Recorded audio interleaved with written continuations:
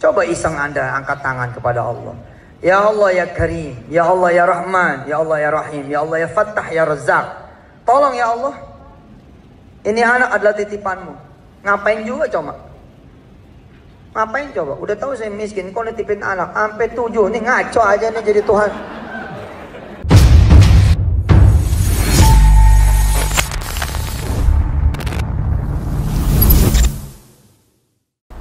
Bismillahirrahmanirrahim. Assalamualaikum warahmatullahi wabarakatuh. Kembali lagi bersama saya Al-Walid.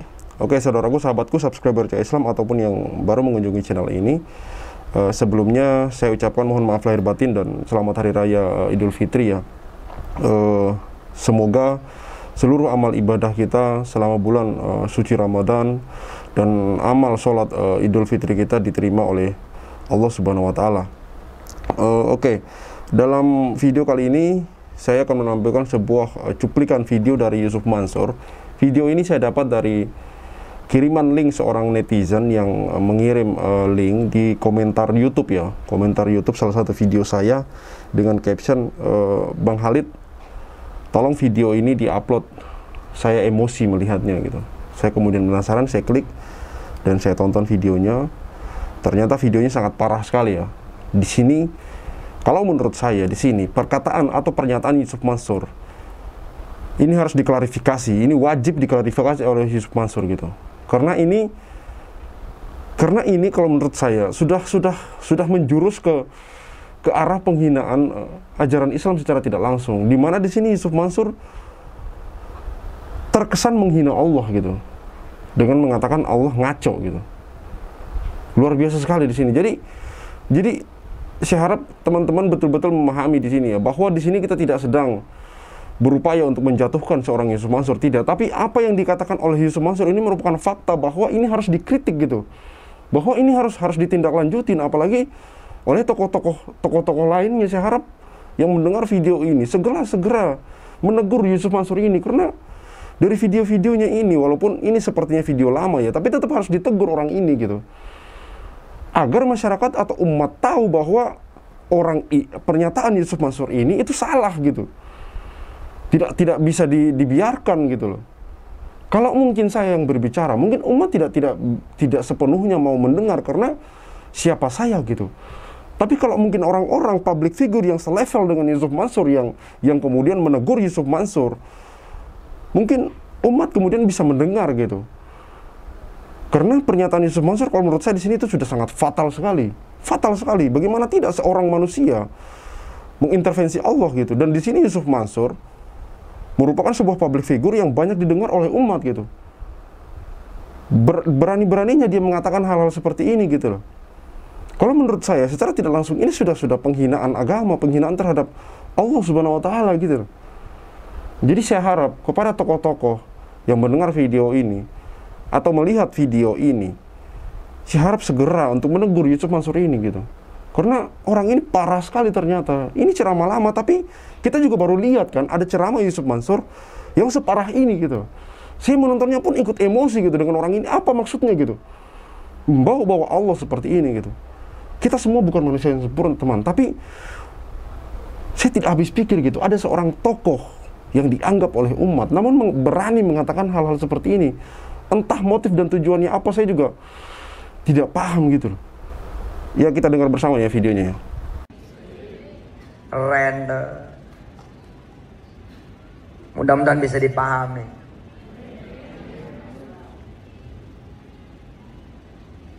Bener loh Pak, ini perlu nyali nih yang begini. Perlu nyali. Dan saya membuktikan betul. Coba iseng Anda angkat tangan kepada Allah. Ya Allah ya Karim, ya Allah ya Rahman, ya Allah ya Rahim, ya Allah ya Fattah ya Razzaq. Tolong ya Allah, ini anak adalah titipanmu. Ngapain juga coba? Ngapain coba? Udah tahu saya miskin, kau nitipin anak sampai 7 nih, ngaco aja nih jadi Tuhan. Serius lah gitu. Boleh nggak ngomong gitu sama Allah? Boleh, sama manusia yang nggak boleh banyak aturan. Sama Allah mah nggak ada aturan. Ya sama Allah bilang dong, ya Allah yang bener lah ini. Kan? Dia bilang boleh ngomong seperti itu, boleh ngomong seperti sama Allah, boleh nggak? Boleh. Sama manusia yang nggak boleh. Sama manusia banyak aturan, sama Allah nggak ada aturan. Omong kosong dari mana, sama Allah nggak ada aturan. Tolong ya Anda Yusuf Mansur kalau mendengar video ini, atas dasar apa Anda mengatakan hal seperti itu gitu? Dalilnya di mana gitu? Saya orang biasa pun percaya dan percaya nggak percaya gitu loh dengar video seperti ini. Sampai saya kemudian searching di Google gitu. Walaupun sebenarnya pelajaran adab-adab dalam berdoa itu sudah diajarkan sejak kecil kita. Adab-adab dalam berdoa, merendahkan diri di hadapan Allah, berdoa dengan bahasa yang lemah lembut. Lalu bagaimana ada orang yang dianggap seorang public figure kemudian berani mengatakan hal seperti ini di depan umum, di depan orang banyak, didengar oleh orang banyak. Tidak menutup kemungkinan apa yang diucapkannya itu diikuti oleh orang-orang ini gitu kok, oleh umat ini gitu. Jadi janganlah terus-terusan mengeluarkan statement seperti ini gitu. Sekali lagi saya katakan, potongan video ini, dan saya rasa potongan video ini tidak akan merubah nilai. Karena kemarin yang video 1 triliun itu, kemudian semua mengatakan itu potongan video. Potongan 1 menit, 2 menit video itu tidak merubah esensi ketika kita nonton video fullnya. Karena dalam durasi sepersekian menit, ada hal-hal yang dikatakan tidak akan merubah ketika kita nonton video panjangnya gitu. Karena ada pernyataannya di situ, pernyataannya itu yang kita fokuskan. Entah ada video 1 jamnya, fullnya, kemudian ada potongannya, kita nonton sama saja. Kalau menurut saya, esensinya sama saja. Di sini yang menjadi fokus adalah pernyataan Yusuf Mansur. Mengatakan Allah itu ngaco. Berdoa boleh seperti itu. Itu yang saya fokus. Jadi jangan lagi ada kata-kata seperti itu, alasan seperti itu gitu. Tinggal diklarifikasi saja videonya maksudnya apa. Kalau memang sudah merasa salah dalam pernyataan itu, minta maaf saja segera. Dan minta ampun kepada Allah Subhanahu wa Ta'ala. Nggak usah lagi banyak bertele-tele, karena Anda bukan malaikat yang tidak luput dari kesalahan. Gitu saja sih, simpelnya. Oke ya, saya akan mendengar pernyataan dari salah satu Ustadz Tabrani ya. Ini untuk menguatkan kita teman-teman, bahwa apa yang saya tampilkan di video saya itu tidak sembarangan gitu. Saya tampilkan juga pendapat dari Ustadz lain gitu. Oke ya, saya tampilkan pernyataan atau pendapat dari Ustadz Tabrani mengenai video itu tadi, karena di sini juga di channelnya Ustadz Tabrani itu juga menanggapi video tersebut, video yang sama gitu, biar teman-teman lebih yakin. Mungkin kalau saya yang ngomong, yang berpendapat tentang video itu, mungkin teman-teman tidak begitu yakin gitu. Tapi kalau sudah Ustadz yang ngomong, insya Allah teman-teman bisa yakin gitu. Sekarang boleh nggak kita berdoa seperti itu kepada Allah?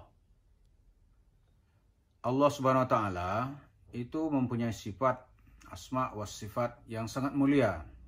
Di antaranya Allah itu subhanahu, dia itu maha suci, wa ta'ala, dan maha tinggi. Kemudian Allah itu karim.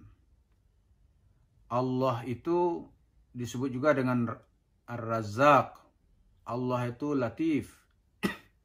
Dan Allah itu juga akrabu ilaikum min hablil warid.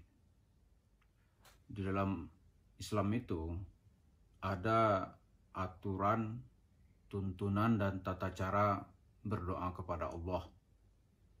Di dalam Al-Quran, tuntunan dan tata cara berdoa kepada Allah itu adabnya adalah memanggil Allah atau menyeru Allah itu dengan rasa rendah hati dan merendahkan diri. Yang kedua, penuh dengan rasa takut. Yang ketiga, ada nilai keikhlasan di dalam hati gitu. Misalnya firman Allah dalam surat Al-A'raf ayat 55, "Ud'u rabbakum tadarruan wa khufyatan. Innahu la yuhibbul mu'tadin." Ada lagi, "Ud'ullaha awid'ur rahman." Seperti terdapat dalam surat Al-Isra ayat 110. Kemudian, "Wal hayyu la ilaha illahu fad'u mukhlishina lahuddin. Alhamdulillahirabbil alamin."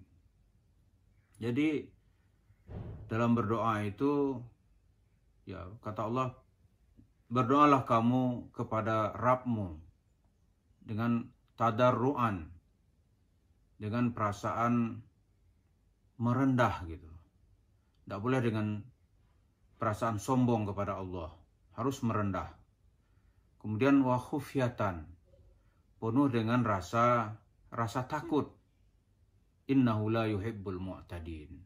Allah itu tidak suka kepada orang-orang yang suka melampaui batas. Di dalam tempat lain kata Rasulullah kepada Abdullah bin Abbas, ketika itu dia masih kecil, disebut, ya gulam, wahai anak kecil, kata Rasulullah,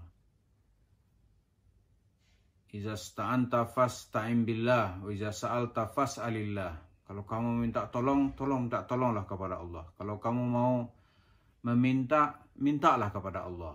Jadi ada adab dan aturan berdoa. Tidak usah keras-keras mintanya. Seperti orang marah-marah gitu. Tuhan, ngaco aja ente gitu. Itu ucapan kaum musyrikin. Itu ucapan orang-orang yang tidak beriman gitu. Ada juga misalnya nih, berdoa itu kenapa kita disuruh berwudu, disuruh salat dulu gitu. Itu diantara adab berdoa kepada Allah Subhanahu wa Ta'ala. Dan atur sering-sering, pelan-pelan meminta apa yang kita minta. Kalau bisa, yang kita minta itu sesuai dengan tuntunan doa yang diajarkan oleh Rasulullah Sallallahu Alaihi Wasallam. Jadi berbicara secara ekstrim kepada Tuhan itu manusia kurang ajar, manusia tidak beradab gitu.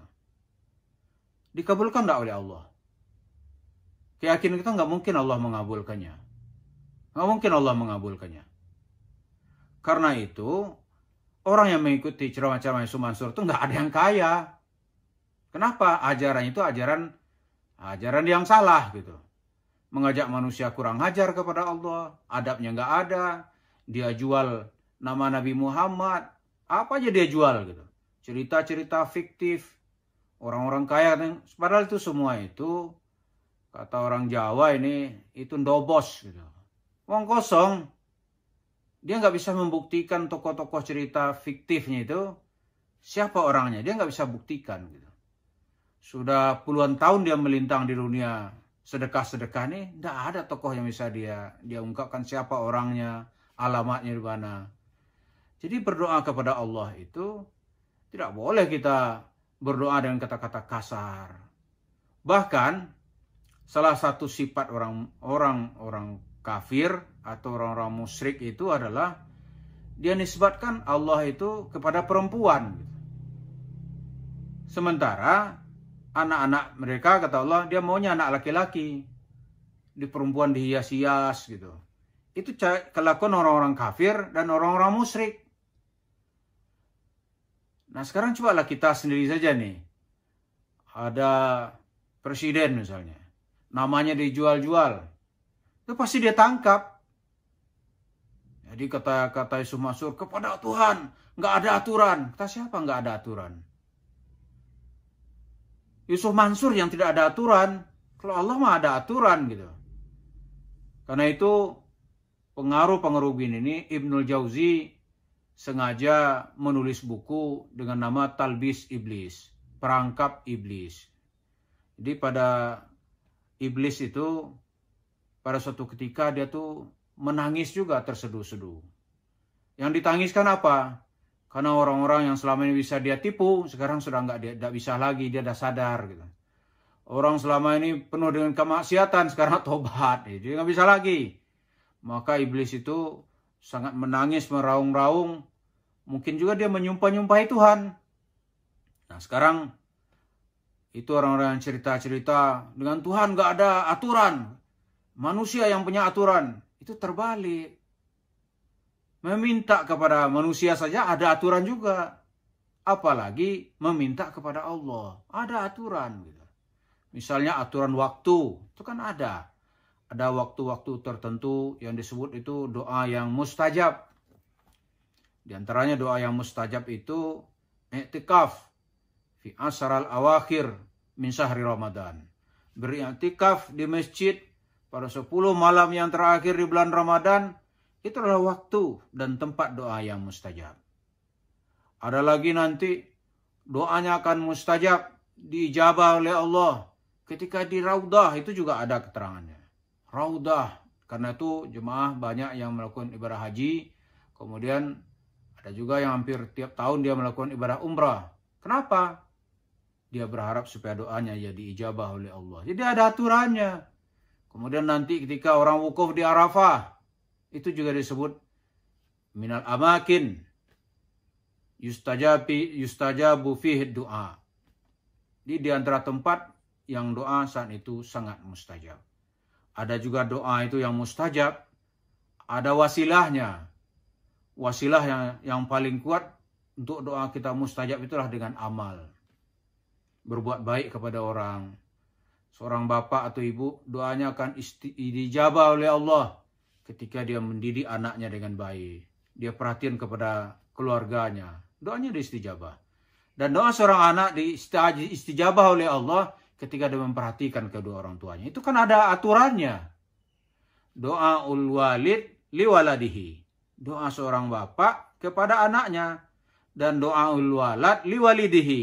Doa anak kepada bapaknya. Ini kata siapa? Nggak ada aturan. Ada tempat doa itu diistijabah. Ada waktu doa itu diistijabah. Di tempat dan waktu.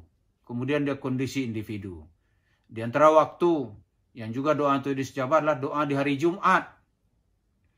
Karena itu banyak kita lihat di masyarakat kita di Jakarta yang sempat kita pantau. Itu hari Jumat mereka bersedekah. Kenapa? Sedekah misalnya ke tetangga, sedekah ke orang miskin, sedekah ke orang... Kenapa? Supaya doanya diistijabah oleh Allah. Itu cara Allah wasilah. Ya. Cara, perantara supaya doa diijabah oleh Allah. Dia memperhatikan nasib orang miskin, fakir miskin, janda-janda, disantuni. Di saat itu dia berharap doanya diistijabah oleh Allah. Jadi bukan seperti ajaran nyeleneh atau ajaran ngawur, ajaran manusia tidak beradab dalam berdoa seperti yang diajarkan oleh Yusuf Mansur itu, seperti kita lihat di videonya ini, itu jelas-jelas membuat Allah menjadi murka. Dan kalau Allah murka, mari kita lihat nanti akibat-akibatnya gitu. Pertama kepada penganjurnya, pelakunya, dan orang yang mengikutinya. Bahkan yang paling ringan, mengolok-olok ayat Allah saja, itu sudah bisa dimasukkan kategori dalam grup orang-orang yang munafik di mata Allah Subhanahu wa Ta'ala. Jadi mari kita jangan sekali-kali kurang ajar kepada Allah. Kalau kita belum bisa menjadi hamba yang utuh, tapi janganlah kita mengolok-olok ayat-ayat Allah. Janganlah kita merendah-rendahkan Allah. Janganlah kita berani-berani mengucapkan kata-kata kotor kepada Allah. Takutlah kita semuanya. Semoga dengan cara itu kita makin meningkatkan kualitas amal dan ilmu kita yang didasari kepada ajaran yang dibawa oleh Nabi besar kita Nabi Muhammad Sallallahu Alaihi Wasallam. Demikian, terima kasih. Oke, saya sepakat sekali dengan apa yang dikatakan oleh Ustadz Tabrani ya. Semoga Allah merahmati beliau. Bahwa kepada manusia saja, kita meminta kepada manusia saja, itu ada adab dan ada tata caranya, ada aturannya gitu loh. Maksudnya ada sopan santun yang kita harus lakukan sebelum kita intinya kayak meminjam duit mungkin ya di sini ya. Apalagi kita meminta kepada Allah Subhanahu wa Ta'ala gitu, pemilik seluruh alam semesta dan isinya. Makanya di sini saya agak emosi ya mendengar video ini gitu. Setelah mendengar video ini gitu, saya katakan sekali lagi kepada Anda Yusuf Mansur, ketika melihat video ini, dan saya yakin Anda akan melihat video ini gitu, segeralah meralat kata-kata Anda dan meminta maaf gitu atas video ini. Tidak usah lagi mengatakan ini video lama, ini potongan video. Ini memang video lama dan potongan video, tapi tidak merubah apa dari isi video ini gitu. Jejak digital ini tidak merubah. Yang Anda perlu lakukan adalah segera meralat kata-kata Anda dan meminta maaf gitu di publik. Minta maaf di publik, selesai. Sudah parah sekali kata-kata Anda ini, sudah luar biasa sekali. Hanya mungkin dulu orang tidak begitu melihat. Nanti sekarang ketika semua mata sudah tertuju kepada Anda, perlahan demi perlahan dan satu persatu video Anda muncul, video ceramah-ceramah lama Anda muncul gitu. Jadi yang saya harap sekarang Anda minta maaf di publik atas pernyataan Anda ini gitu loh. Tidak usah lagi banyak berkomentar, dan saya tidak takut kepada Anda. Tidak usah mengancam, mau laporin segala macam gitu. Saya tidak takut sama sekali. Saya sudah katakan, saya hanya takut kepada Allah Subhanahu wa Ta'ala, dan bismillah kita akan perjuangkan hak para korban gitu loh. Jadi saya minta sekarang Anda segera minta maaf dan meralat kata-kata Anda ini mengatakan Allah itu ngaco gitu. Astagfirullahaladzim gitu. Parah sekali. Jangan sampai hal-hal ini kemudian terulang lagi gitu. Dan ini umat banyak yang mendengar video ini gitu. Oke ya, cukup sekian dari saya. Sekali lagi saya ucapkan mohon maaf lahir batin. Saya Khalid Al-Walid. See you on the next videos. قالوا إنها